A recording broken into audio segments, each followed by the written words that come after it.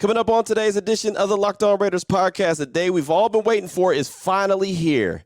Draft day. After a day away from the show, I'll tell you all about the experience so far in Kansas City. You'll hear from some of the prospects and analysts that I got a chance to talk to. Plus, you'll hear my pick for the Raiders at 7 or whenever they make their selection in round 1. It's all coming up on Draft Day, Thursday, April 27th, 2023. Just win. Just win. Just win. Just win. The autumn wind is a raider, pillaging just for fun. He'll knock you round and upside down and laugh when he's conquered and won. And won. And won. And won. And won. And welcome in, Raider Nation, to another edition of the Locked On Raiders podcast. Thank you so much for making the show your first listen of the day. Make sure you subscribe or follow for free on YouTube or wherever you listen to podcasts to get the latest edition of the show as soon as it's available. And if you're checking us out on YouTube, thanks to my man Ari. We do appreciate him. You can check him out on Twitter at Ari Produces. And we appreciate you as well for checking us out on YouTube, subscribing to the show, leaving a comment on the show, giving us a minute or 30 minutes, whatever the case may be. Like I said, we definitely appreciate you. Off top, want to say that today's edition of the Locked On Raiders podcast is brought to you by the Ultimate Football GM. We've been playing the game for a long time here on the podcast, right? No doubt about it. If you've ever dreamed of becoming an NFL GM and managing your football franchise, this game is for you. If you want to download it, ultimate-gm.com or look it up on the App Store. All listeners of the Locked On Raiders podcast will get a 100% free boost to their franchise when using the promo code Locked On. It's all caps, and it's in the game store. So we'll tell you a lot more about them later on the show, but let's go ahead and jump right into it. A lot to get to on the show. And first of all, I got to apologize for being off for a day. Made my way to Kansas City early on Tuesday morning. And normally when I have some kind of issues, it's always related to what? Travel. If you've been listening to me for a long time, you know travel is always my biggest bugaboo. Guess what, Raider Nation? Travel was not my bugaboo on Tuesday leading into Wednesday. A lot of technical difficulties. I got to this amazing Airbnb, which I'm recording the show in right now, and I'm telling you, this is a exceptional place. It's awesome. Only problem is it's a little bit too high-tech. It's more high-tech than even I'm used to or I even know how to handle. And when it came down to it, push came to shove, I wasn't able to be on my radio show on Tuesday. I wasn't able to do that. And because I was trying to navigate the waters through some technical difficulties, wasn't able to knock out a show on Wednesday either. So I do apologize for being gone, but I was on my radio show on Wednesday. But now back here on the podcast, we'll definitely have podcasts the rest of the week, then head back to Vegas on Saturday. So I do apologize, but I do appreciate everyone who reached out to me. And it's funny being all around the city, Kansas City on Wednesday, right? I had to go to a Play 60 event where a lot of the prospects were in attendance. Matter of fact, I got the list right here in front of me. Jordan Addison, the wide receiver from USC. Will Anderson, linebacker from Bama. Brian Branch from Bama, the defensive back. Jalen Carter was in attendance. Zay Flowers, Christian Gonzalez, Paris Johnson, Will Levis, Joey Porter, Anthony Richardson, Bijan Robinson, Jackson Smith and Jigba, CJ Stroud, Keon White, Tyree Wilson, Devin Witherspoon, and Bryce Young. All were in attendance, and all these guys are going to be in the green room today, right? They're going to be hearing their names called early. And so I was at this event. Then I had to go over to a barbecue place, a very well-known barbecue place here in Kansas City, to meet with the NFL Network guys like Daniel Jeremiah, Charles Davis, Joel Klatt. So it's so funny that I'm running around town, and on top of that, when it's all said and done, I'm also trying to make sure I don't have any technical difficulties so I can get on the radio on Wednesday. I was at this barbecue place. It smells amazing, but I didn't get to eat. So I'm in there. I'm smelling the food. It smells great, but I had so much going on. I didn't even have a time to stop and eat. So I just was running across town, went to the high school where the prospects were at, then went to the barbecue spot, then went to Verizon, went to T-Mobile, went to Best Buy. I did all this different ripping and running. Thank God I had a rental car, or I have a rental car here in town, and so I was able to get it done, but didn't get to enjoy any of the great food. But the city is really buzzing. A lot of folks I'm seeing from a lot of different fan bases gathering in Kansas City, excited for the draft to get started today. And the funniest thing that I saw on Wednesday when I was at the barbecue place for the NFL Network get-together was a car with a flag that had a Raiders flag on it on one side. On the other side, it had a Chargers flag. And then the license plate was a Texas license plate in Kansas City. So you figure that out, right? Raiders, one flag. Chargers, another flag. Texas license plates, and oh, by the way, we're in the city of Kansas City. So there's all that. Now, I will say, tip of the cap to Raider Nation, because the Raiders flag was on the driver's side, the Chargers was on the passenger side, and of course, the license plate's the license plate. So there's that. So I guess if you're looking at it from who was the dominant one, whoever's driving that car, I would say I got to tip the cap to the Raiders. But one of the guys I was able to talk to at the Play 60 event was Ohio State quarterback C.J. Stroud. Of course, there's been a lot of conversation around him. He was 1-2, right? It was either going to be Bryce Young, C.J. Stroud, or Bryce Young. Coming out of the combine, C.J. Stroud was quarterback number 1 for me. After I saw him throw, heard him talk a little bit, I was like, yeah, you know what? That's going to be the guy. Of course, he's got the bigger size than Bryce Young. So I thought he solidified himself as QB1. Well, the problem is that was back in, March? So now it's end of April, and there's plenty of time to lose grip of that spot. And it seems like he's losing grip of that spot. The S2 scores came out the other day. We had people calling into the Locked On Raider podcast voicemail line to talk about him getting that low S2 score and the fact that the Raiders shouldn't take him because of that. And I said I don't really take a whole lot of stock in the S2 score. The Raiders, Dave Ziegler, he said himself that they don't even use it within the organization, but it's out there. So it's out there for a reason. Either people want to see him drop a little bit, or maybe an agent of another player is trying to boost up their play. I don't know what the case is. No one's going to be able to know, but it's out there. And C.J. Stroud is very well aware of it. So had an opportunity to catch up with him. It was kind of a group of us. It was like 2 or 3 of us, but I got a good chunk of questions in here with this conversation with C.J. Stroud. And he leads off talking about the S2 score and the fact that, yeah, it's out there, and it's out there for a reason. It's not on accident things come out. It's not on accident that people throw dirt on my name. And I definitely think that whatever that means, because people benefit from things, people don't. And I definitely know that who I am as a person, I'm going to continue to just be myself. So I know that it wasn't on accident, that it happened on purpose, and I'm not dumb, but at the same time, I can still realize who I am, and I can just be myself. And I'm a football player, not a test taker. So. I'm sorry, if you went to a spot where you were sitting for a year, like working behind a veteran golf, just like in Detroit, I covered the Lions, how would that benefit you, do you think? Well, I believe the game that we're in today, just who I am as a person, I believe in the line of the business of being a servant.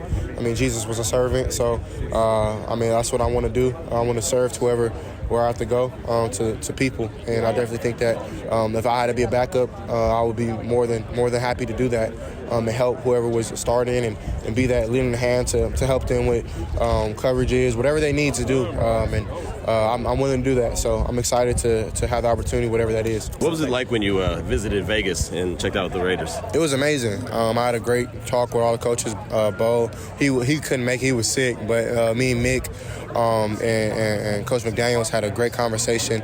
Had a great talk with the GM and assistant GM, and they had a lot of great things to say, a lot of great feedback, but have some things I need to work on as well.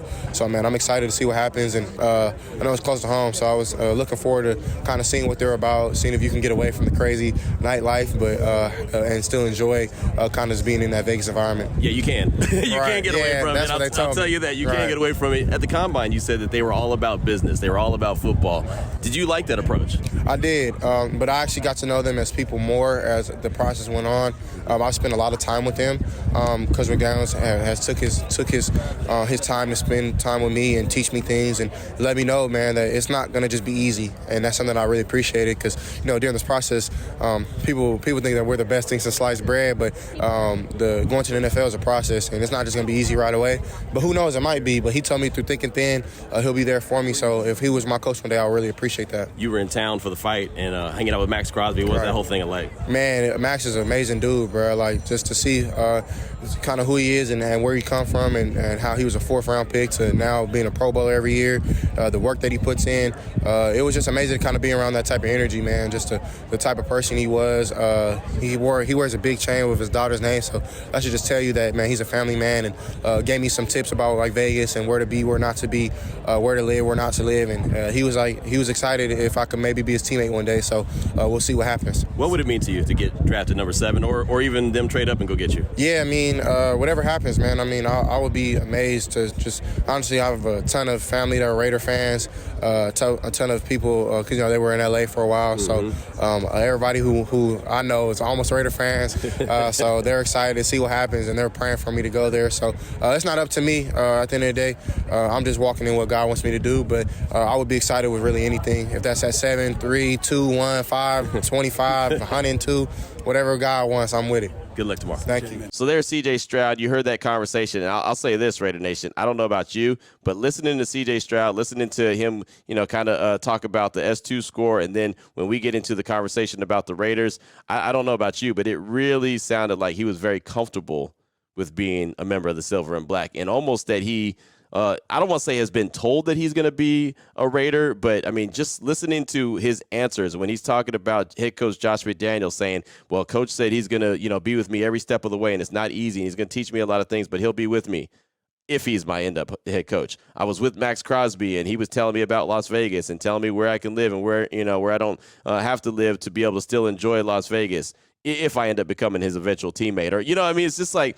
he was cleaning it up at the end, but it really felt to me like he was very comfortable if the Raiders were to select him, or maybe the Raiders were very comfortable with him in their meetings that they had. So, again, just a little nugget that I took away from that conversation with C.J. Stroud. Not sure what you took away from it, but that was one of my biggest things that I noticed and really, like I said, stood out to me when I heard that from the young man from Ohio State. So will he be a member of the Silver and Black when it's all said and done? I'll say this. I feel like he's going to get past Houston at 2, and if he does, all bets are off. If he drops the number 7, which I would be so shocked if he does. If he drops the number 7, I couldn't see how the Raiders would pass him up. I really couldn't. Just like I said about Anthony Richardson, if all of a sudden he's there at number 7, it's almost impossible to pass him up. But, obviously if he's there at 7, other teams have passed him up, right? So I just feel like that the Raiders, especially having Jimmy G in place, allows them to pick a quarterback and let them sit behind that quarterback in Jimmy G and learn before they're being thrown into the fire. And that proves to be a more successful recipe than others. So we'll see how it all shakes out. But just from that conversation, and depending on if he does get past Houston at 2, if he gets past Houston at 2, like I said, all bets are off. Wouldn't be shocked if he ends up being a member of the Silver and Black. But again, my gut feeling tells me that he's probably going to get selected by Houston, even though there's all the conversation out there that he won't. So that's what I got for you for segment number 1 of today's Locked On Raiders podcast. Just a little bit setting the scene of what's going on here in Kansas City, and then also hearing from C.J. Stroud. Coming up in segment number 2, going to let you hear from Daniel Jeremiah from the NFL Network, and also a cornerback that I was able to catch up with on Wednesday. That's Christian Gonzalez, cornerback out of Oregon. We'll do that after I tell you about the title sponsor, which is the Ultimate Football GM. And again, I've been talking about this game for quite a while. The fact that it feels like we're playing the Ultimate Football GM each and every day here on the show, right? Because all we've been doing is talking about draft, and who can go where, who the Raiders can select and why, who the coaches should be and why, all that. I mean, that's just what it seems like we do every day. Well, this is an actual game that you could play. It's very realistic. You can play it offline, so you can play it anytime you want, anywhere you want, and you'll have a ton of fun. It'll put you in the hot seat. And Dave Ziegler, the Raiders GM, he'll be in the hot seat today, but it's a lot easier to be, the Ultimate Football GM and be in the hot seat and not be in the hot seat. And even when I was in the hot seat a few times on these different mock drafts that I did, collar got a little bit, a little heated around the collar a little bit because I felt the pressure a little. So this is something that you could do. You'll have a lot of fun. Again, the Ultimate Football GM, all listeners of the Locked On Raiders podcast will get 100% free boost to their franchise when they use the promo code Locked On. It's all in caps, Locked On. It's that simple. The game is in the game store. Make sure you check it out. Download the game, ultimate-gm.com, or look it up on the App Store. Again, ultimate-gm.com. Ultimate Football GM. Start your dynasty today. All right, Raider Nation, here we go. Segment number 2 of today's Locked On Raiders podcast. I want you to hear from one of the analysts that I caught up with on Wednesday at the barbecue spot here in Kansas City, a really good barbecue spot, a place. It was very historic. It had a lot of nice pictures on the wall of people that have visited the spot, and it was special. It was a special little place to visit and check out. I didn't get to have any of the food, but I could smell it was amazing. It was crowded. It was packed to the gill, so I could tell that it was obviously one of the city's favorites. Had a lot of fun being there, just kind of, like I said, being a fly on the wall and observing, but also getting a chance to talk to Charles Davis, Joel Klatt, and also Daniel Jeremiah. And he puts out the mock drafts all the time. His latest mock draft, matter of fact, the final one that he's doing, he picked the Raiders to get Christian Gonzalez at number 7, the cornerback out of Oregon. You'll hear from Christian in this segment. But first, wanted to let you hear from Daniel Jeremiah. He starts off with a question he's being asked about Jalen Carter. Taking into account the off-the-field stuff. Yeah. And what are you hearing from teams about what they've seen when they've been meeting you? Yeah, I mean, it's challenging in my position and my role because I watch all the tape.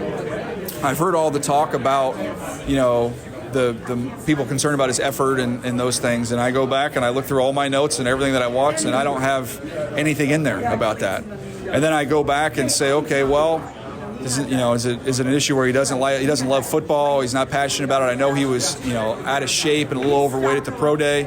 And then I have a hard time reconciling that with the fact the guy hurt his ankle early, then hurt his knee and came back and played. Like, if this guy didn't like football, he was going to be a top 5 pick. If nothing happens off the field, he could have shut it down and been done. So that's where I see it. I've never met Jalen Carter. So the teams have spent time with him. They're going to have to reach a comfort level with him, the person. I don't have any issues with him, the player. But that's, you're not just drafting the player, you're drafting the person. So to me, I think, talking to teams that have met with him, you hear, teams think it's okay. Other teams seem really genuinely concerned. It's all over the map. So it's impossible to figure out where the heck that dude's going to go. Just for talent, when you put the tape on. He's the most talented player in the whole draft. Period. Like, his tape is more dominant than anybody else in the draft. If he's got everything buttoned up and he plays to his level, he would emerge 5 years from now. You look back and say that's the best player in the draft, but that's a big if because he's got to handle all of his other business. But that's a hard thing to find. There are only a handful of dominant interior defensive linemen in this league, and that changes your defense if you get one of those. Is anyone you compare him to? Quinnen Williams, when I watched him, is who he reminded me of. So he's a freak. He does some freaky stuff. So you're talking about when you look in the NFL and you see Aaron Donald, Chris Jones, Quinnen's in that category, Jeff Simmons, like not many more of those guys out there. So that's why that's a tough one for teams. But it only takes one team to be comfortable with him. And selfishly, because he's such a good player, I hope he gets everything lined up in his life and he goes off and tears it up because his ability's off the charts. If you're the Raiders and you have 12 picks starting at number 7 in the first round, you got to turn the roster over. How would you operate that? How would you navigate with 12 picks, which is a lot? Well, I think you got to have a good understanding of the whole draft and how the board could shake out and knowing what to attack early and things like that. But I see a lot of them doing the Charger games, and to me, defensively, secondary-wise, it feels like that's an area they've got to improve and get better at. So that would be the place I would start. Do you think a lot of trades up, trade back, kind of navigating through the board, maybe targeting some players, since they do, like I said, have 12 picks? Yeah, I think everybody in this draft wants to trade down. I'm just trying to find the teams that want to trade up. Right. So it's going to take 2 to pull that off, but they've got a lot of picks to work with here. They're going to have flexibility to do what they want to do and move around as the draft goes along. With that first pick at 7, that might be a little bit trickier to get out of there. So there you go. That was Daniel Jeremiah, just a few minutes from what he had to say. And it was funny. I was standing there talking and listening to him for about 10 or 15 minutes, but just thought I'd give you a little 3-minute chunk of what he had to say and hear him talking about Jalen Carter. And I had an opportunity to catch up with Jalen Carter as well on Wednesday, and he was very guarded. The people were really taking care of him, so he didn't get peppered with too many questions about the whole incidents of what was going on and everything. But there was a moment where SiriusXM Radio was asking him a question just really about being able to get in front of these coaches and with his top 10 visits that he went on. And it was funny because he starts to answer the question. Like it was Rick Neuheisel, matter of fact, that asked him the question about getting in front of the coaches and how important is it to him that he gets to let them really know who he is. And he started to answer. Then he said, "I'm not even gonna lie to you, man. I don't. I didn't even hear the question. You want to repeat the question?" I just kind of thought like, dang, like I don't want to judge the guy. I feel like I've been judging him a lot, or all of us have been judging him a lot. But just seems like, man, I don't know. It just seemed weird, right? It just seemed like, look, dude, this is the one time that you're supposed to be paying attention and really focused in. But, maybe he was nervous. I don't know. I want to keep saying that, oh, but this or but that. Maybe there's a reason for this. Maybe there's a reason for that. But it just seems like, I don't know. His attention span isn't real large. I mean, then again, maybe he just didn't care about being there. I don't know. But it was funny to hear him say, at least he was real and honest and didn't try to make up an answer, I guess. He said, I didn't even hear the question. So there's that. One guy who did hear the question, the guy that Daniel Jeremiah mocked to the Raiders at number 7 in his last mock draft, I believe it was 4.0 or whatever the case was. It's the very final mock draft he's doing, obviously, as the draft is today. Christian Gonzalez, the cornerback out of Oregon. I caught up with him for a couple minutes on Wednesday at the little Play 60 event. Here's that conversation. Here with cornerback Christian Gonzalez. Here at this Play 60 event, what has this meant to you, just be able to hang out with the kids the day before draft draft day, kind of get your mind away from what's going to happen on Thursday? It's meant a lot. It was fun because, I was pretty sure I was a part of one of these a couple years ago. Just being a little kid coming out here and, just being out here with the prospects and then just being able to do it with, with me being one of the prospects has been real fun. What has this whole process been like? I mean, from the combine to being here now, knowing that you're on the eve of getting drafted? It's been a long process. I'm really excited for tomorrow. Tomorrow night is something I've looked forward to my whole life, so I'm just ready to get to there. Coming from a family that's very athletic, and you were playing Texas high school football, so that's a whole nother level. What do you feel like the next level is going to be like for you? Oh, it's going to be a lot. I mean, it's straight football, straight business, and it's the best of the best competition in the world. So that's what I'm excited for, is a competition just day in and day out. What was it that you did last year at Oregon that you felt like you needed to do and put on film and just kind of show the NFL that this is who you are? Just being versatile, and then ball skills, taking the ball away. I always trust my hands. I grew up playing receiver, so I believe I got great hands. So just having to finish the plays, and I did that this year, so I decided I did that. What separates you from you and the other top corners like the Witherspoon, Porter in this draft? Being my size and being how versatile I am. Being able, I played nickel this year. We'll move in and out, following the number one receiver, and just being versatile. Being able to go in and play the whole defense from the nickel back. The team trusting me. Do you have any emotions yet for tomorrow? Has it hit you yet what's going to happen tomorrow? Honestly, not right now. Probably when I go lay down tonight. Today's real busy, which I think is good. I won't think too much, just sitting in the room thinking. But tonight, my family gets in tonight, so we'll probably all, chill in the hotel, just talk, hang out. So it'll probably all hit me when I'm about to go to sleep. Got the outfit picked out already? Oh, yeah. All right, well, good luck, my man. Sure. So there's my quick conversation right there with cornerback Christian Gonzalez. And look, I think the Raiders will be blessed to get a cornerback like him. Christian Gonzalez, Devin Witherspoon. I think Joey Porter Jr. is really good. He's not as skilled when it comes to getting his hands on the ball. Something Christian Gonzalez and Devin Witherspoon did really well last year in college at Illinois and at Oregon. Those would be the two I prefer. And then, of course, everyone knows I like Emmanuel Forbes a lot. He could be a guy that the Raiders could get at the back end of round one, or maybe get lucky and get him in round two. I doubt it, but you never know how the draft is going to fall. But Christian Gonzalez, it was fun to catch up with him for a couple minutes, and it was cool. My guy, Steve Foster, who seems like he pops up everywhere. Anywhere I'm at, he always ends up being, which is really cool. He's a good dude. Took a picture of me interviewing Christian Gonzalez and then sent it to me. I had no idea that he was actually taking a picture of it or of that conversation. So he sent it to me. So I tweeted it out and said, "Cornerback 1? ? Potential Raider ? And some people said yes, some people said no, some people don't think he's even that good. But you know how that goes with opinions, and it's all good. I thought Christian it seemed like he was a good dude. It was fun to talk to him for a couple minutes. I remember talking to him at the Combine as well. So there you go. Christian Gonzalez potentially could be a Raider by the end of today. He could be the one we're talking about tomorrow on this show. Maybe he's not the only one. Maybe the Raiders get 2 picks in the first round. It's something I think, my gut feeling, I've been saying for a while now. I feel like they're going to have an opportunity to do that if the right guy falls at the back end of round 1. So that's all I got for you. Segment number 2 of today's Locked On Raiders podcast. Coming up in segment number 3, a couple more guys I want you to hear from that I got a chance to catch up with on Wednesday. We'll do it after I tell you about Built Bar. And been telling you about Built Bar for a long time. You just go to the website. It's simple, man. Built.com. And you can check out all the different flavors that they have for you. Right now, they got peanut butter puff. They got that flavor. Coconut brownie strip bar, cookie dough strip bar, peanut butter brownie balls. They have that. Brownie batter puff, cookie and cream puff. They've got something for everybody. It doesn't matter what flavor it is. They always continue to try to reinvent themselves, come up with new flavors. They have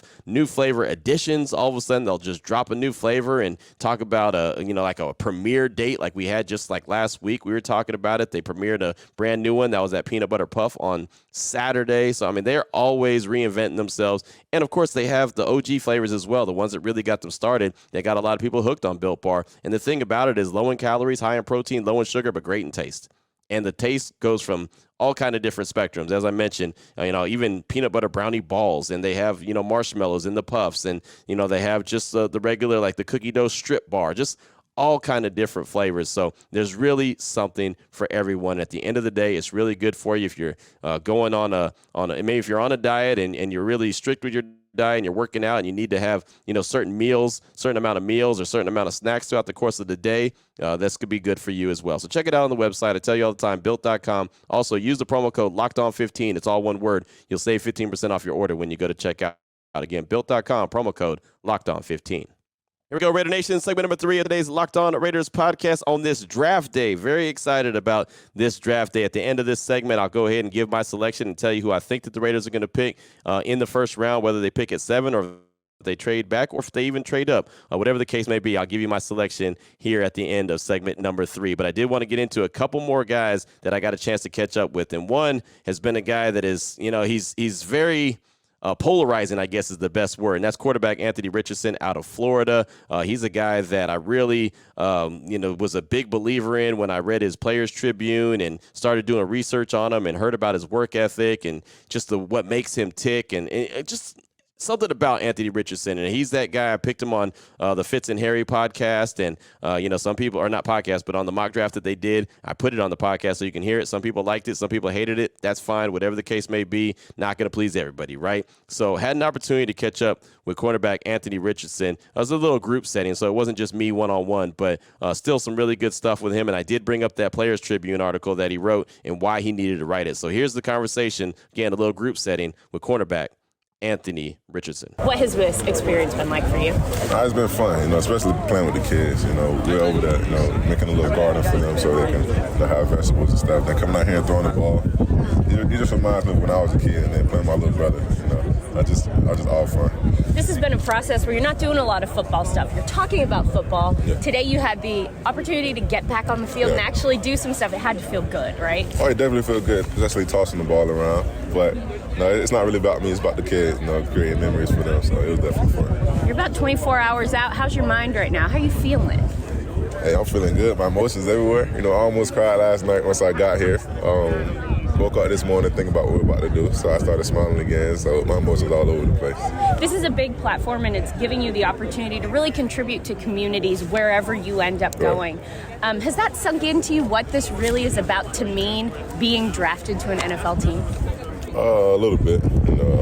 Just thinking about the impact I'll have on a city and a franchise once I get there. So just making sure I make the right impression, and just keep it going.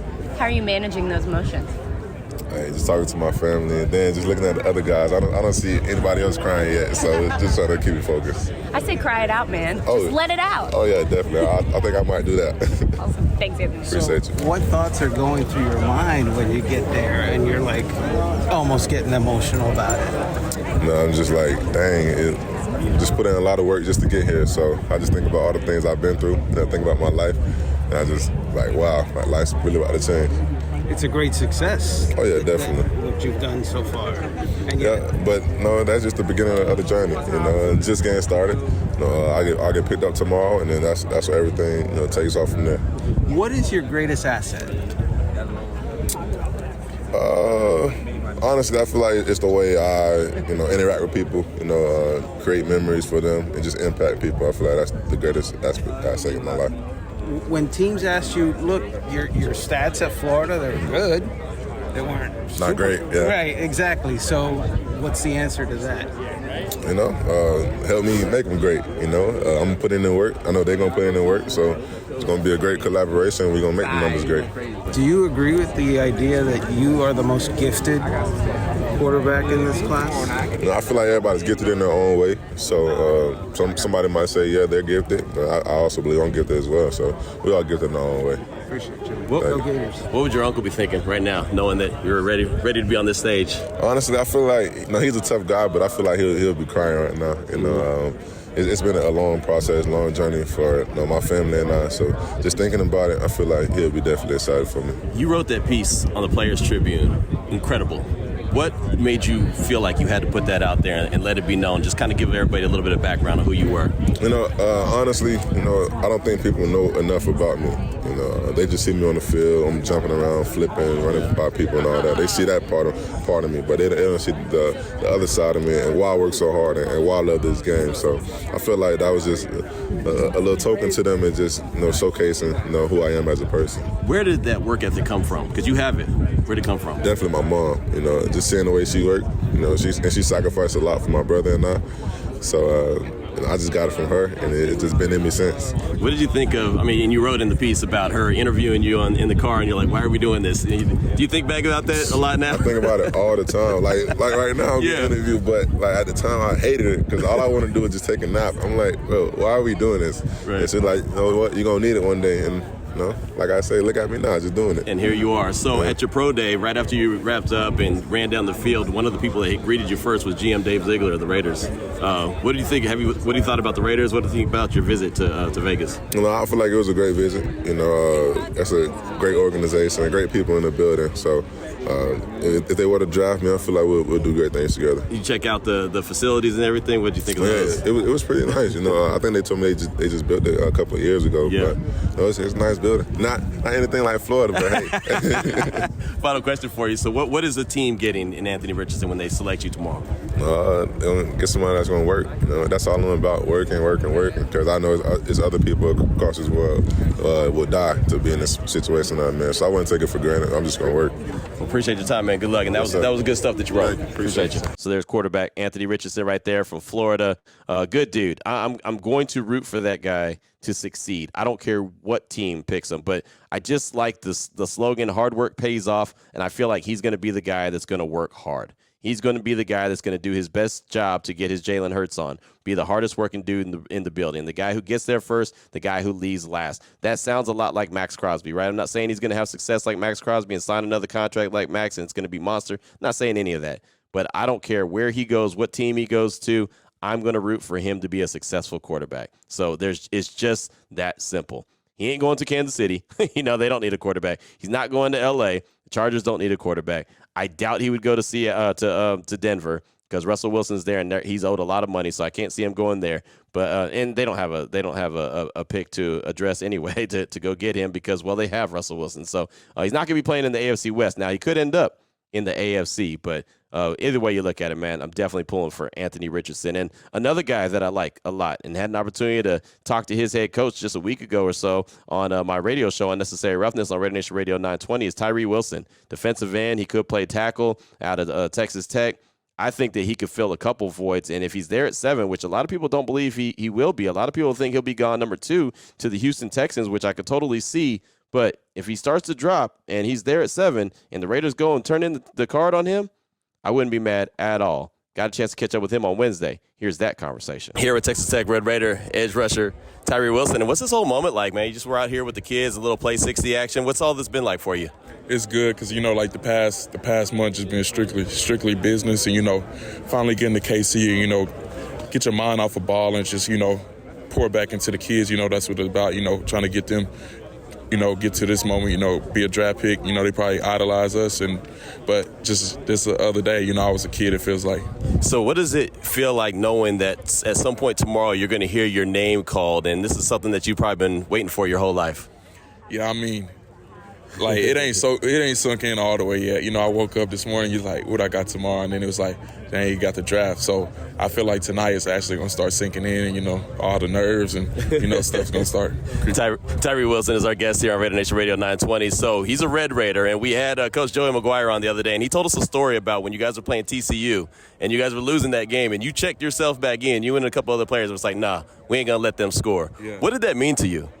Man, that's just the type of player I am. That's the type of, my whole thing was finding Tech better than what I found. And, Coach McGuire came in, he was like, we're going to play defense at Texas Tech. So that's what it's all about. And showing guys, even if you're the star, you ain't got to be bigger than the team, coming back in the game. And, I didn't want them to put more points on us, and they end up going to the national championship.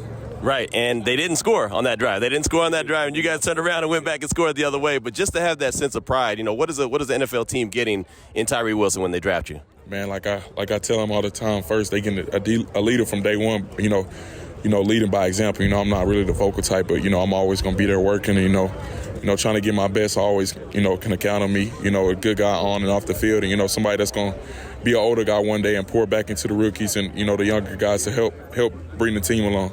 So when we had Coach McGuire on, he said, well, Tyree could go from being a Red Raider to a Las Vegas Raider. Has that gone through your mind? Man, it's crazy. I've been a Raider in high school. I went to Texas Tech, been a Red Raider, and then if I'm the Raiders, I I mean, that's ideal. Yeah. Well, there you go. I mean, it looks like it's all set up, lining up perfectly for you, right? Yeah, it's lining up. What about Max Crosby? You like to play across from him? I would. I mean, that would be us feeding off each other. Then you got Chandler Jones. It'd be crazy. So I found that to be an interesting nugget that Tyree Wilson's been a Raider basically his whole life. High school, Raider. College, Red Raider.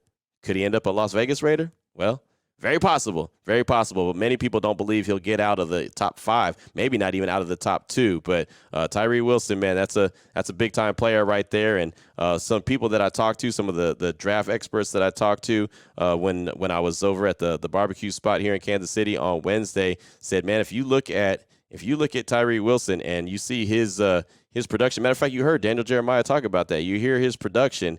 That could be a dude, right? That could be a dude that can get after it. Was it him or was it Joel Klatt? I don't remember. I don't remember if it was DJ or Joel Klatt, but they were talking about, I think it was Joel Klatt. I'm sorry. I think it was Joel Klatt that was talking about, you look at Tyree Wilson and his production and what he was able to do against not against Will Anderson, but up against, kind of comparing and contrasting, that he probably will end up being the better player as opposed to Will Anderson. And we all know that Will Anderson looks like he's going to be a stud in the NFL. So Tyree Wilson, good dude right there. Hopefully you enjoyed that. Hopefully you enjoyed the conversations I was able to have or be a part of with all the guys, from Tyree Wilson to Anthony Richardson, Christian Gonzalez, Daniel Jeremiah, also CJ Stroud.